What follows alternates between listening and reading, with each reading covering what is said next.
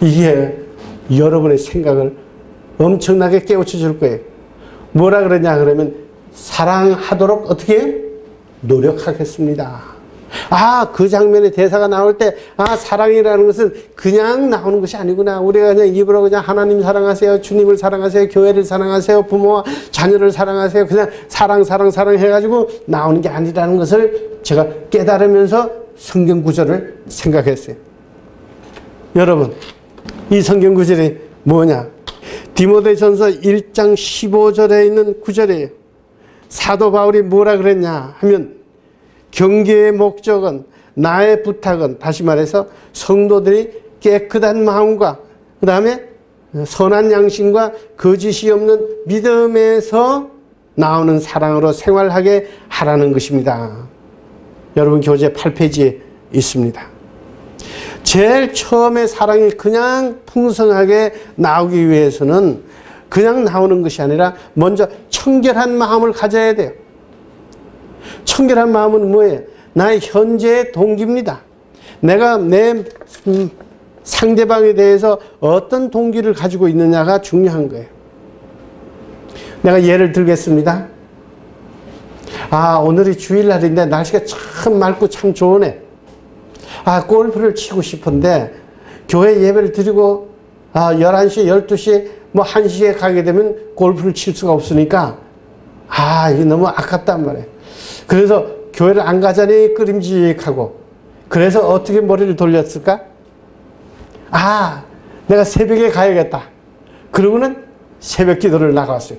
이 사람은 평상시에 새벽 기도 가는 사람이 아니에요.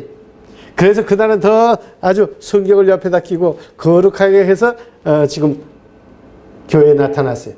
그 모습을 보고는 목사님이 깜짝 놀랐습니다만 너무나 기쁜 거예요. 김 집사님, 이렇게 새벽 기도까지 나와주시니 감사합니다. 그런데 사람은 중심을 볼 수가 없어요. 외모만 볼 수밖에 없다 그랬어요.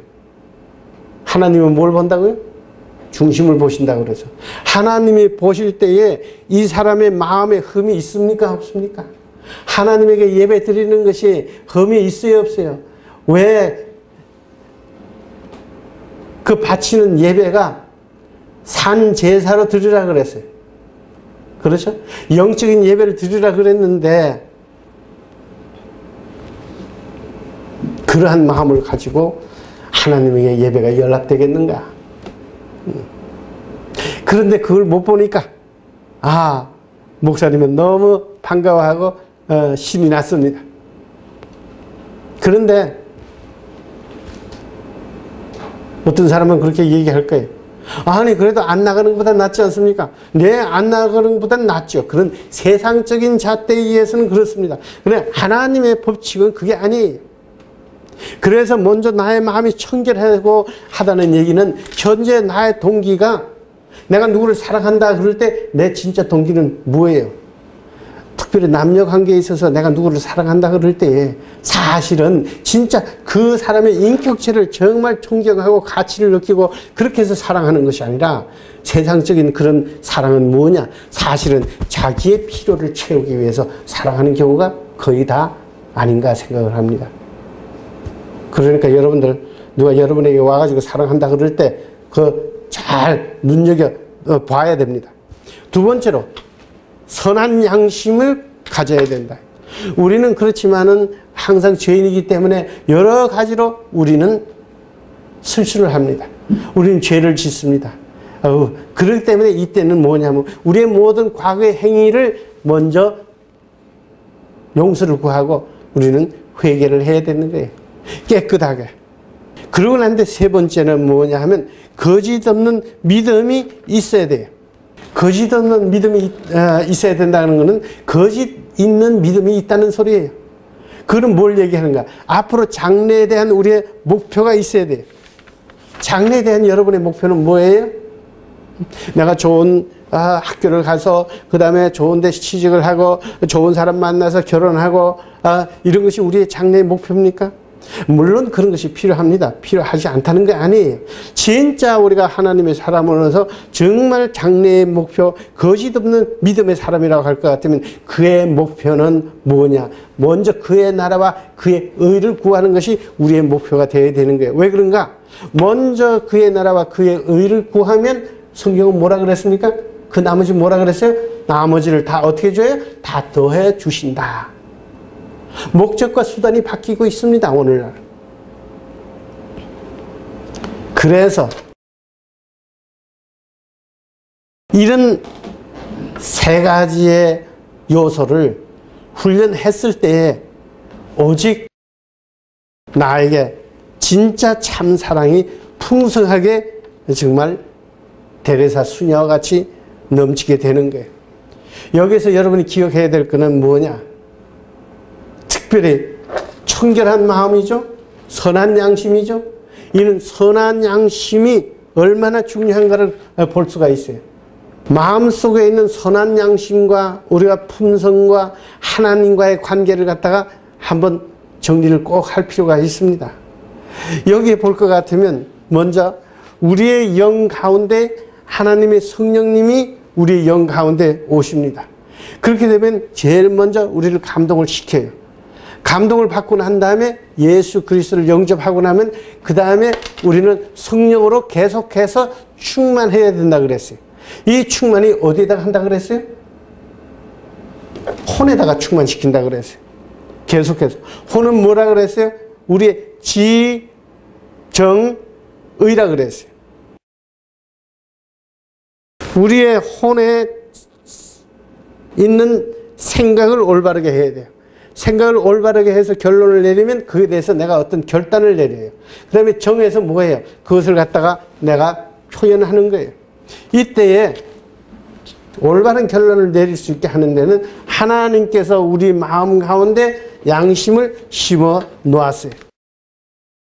로마서 7장 7절에 볼 것 같으면 율법으로 말미하지 않고는 내가 죄를 알지 못하였으니 곧 율법이 탐내지 말라 하지 아니하였더라면 내가 탐심을 알지 못하였으리라.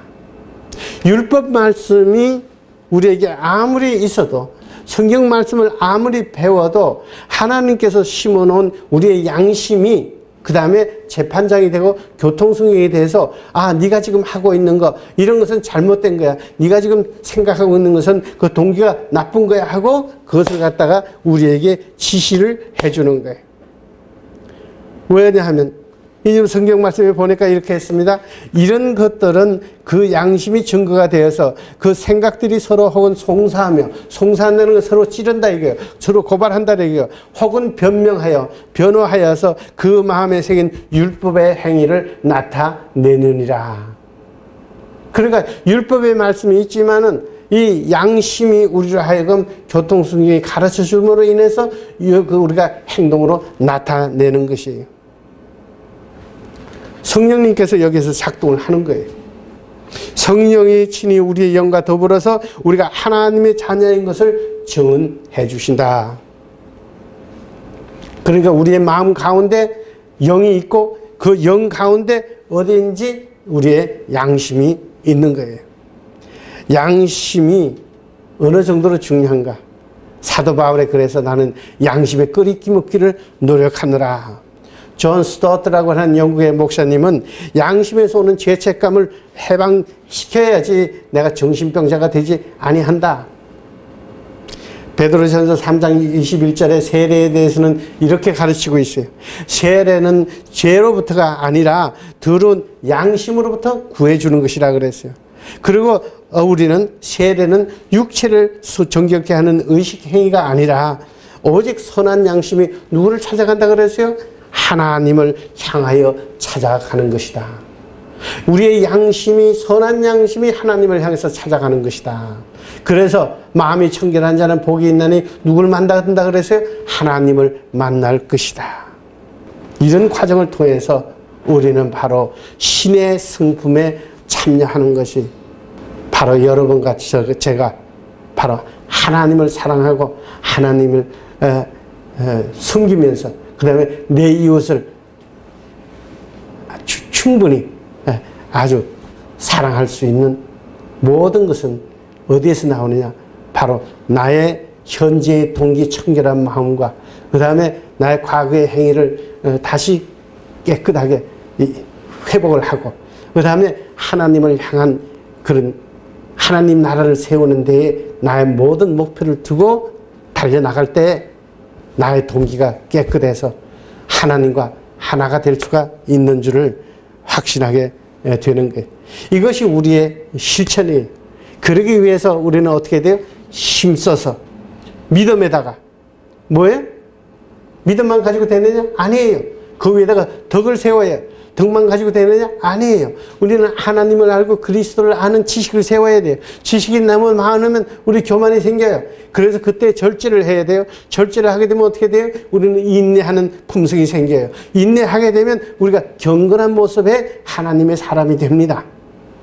그럴 때에 경건한 사람 위에다가 그 다음에 형제에게 우리가 우애를 나누고 형제 우애 위에 사랑을 더 한다. 베드로후서에 있는 말씀이 바로 우리에게 왜 신의 성품에 참여하기 위해서 이러한 품성을 점진적으로 우리는 성화시켜 나가야 되는지를 아주 중요하게 가르치고 있는 것입니다.